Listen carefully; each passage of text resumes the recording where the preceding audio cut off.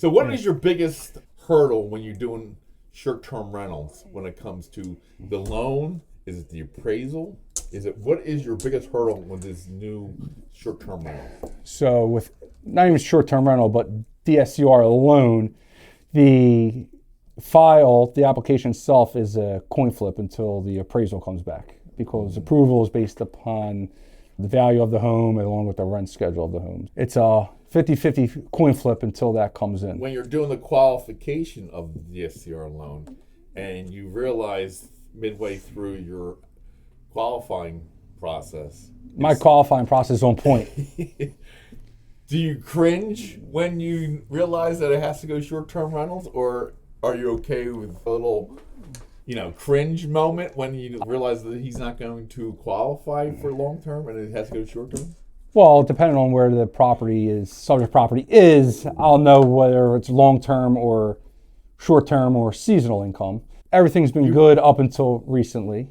So there's long-term rentals, and then there's short-term rentals, and then we have this gray area of seasonal rentals. Would you like to explain to the audience what the difference of the three are? So the difference of the three, long-term is basically you would take like a lease and calculate over 12 months what the lease would be on the long-term rental. A yearly lease. Yearly lease. Short-term rental is more so AirDNA based upon... Nightly. Yes. Nightly, Airbnb, what's the other one? Verbo, those lines, but you can't use self-generated short-term income as qualifying. Ooh, Look at that.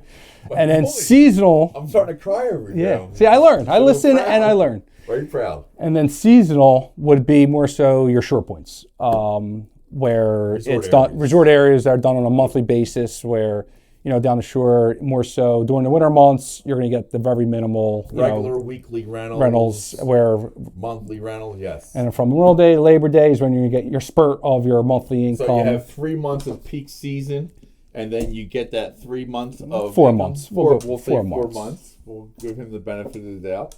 And we'll get the 4 months, and then you divide that income by over 12 months. 12 months. There it goes. And the seasonal is more, I would go closer to 5 months nowadays, because people are getting it from Memorial Day weekend till Irish weekend, which leads you into October.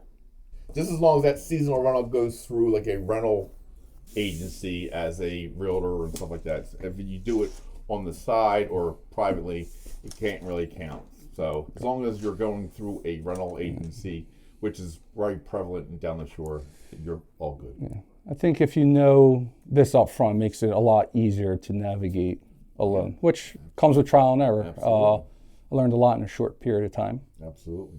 So you think the Birds are going to win the Super Bowl, or be better or worse than last year?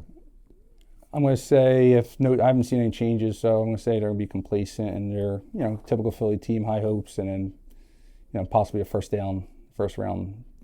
So if you rank your 4 sports of Philly major sports, please rank them for the audience, of your number 1 sport down to your least. So who I think will win the next? No, okay, least your favorite. Well, I grew up playing baseball, but sporting events I would go football, hockey, baseball, the Phantoms, the Kicks, everybody else, and then Sixers are like number 10 on the totem pole. I probably enjoy turkey race before the Sixers. Would you enjoy the Wings game before the Sixers game? Probably, yeah. Globetrotters. I've been to more Globetrotter games than the Sixers in the past few years. You're not a big not a basketball guy. I'm not, no.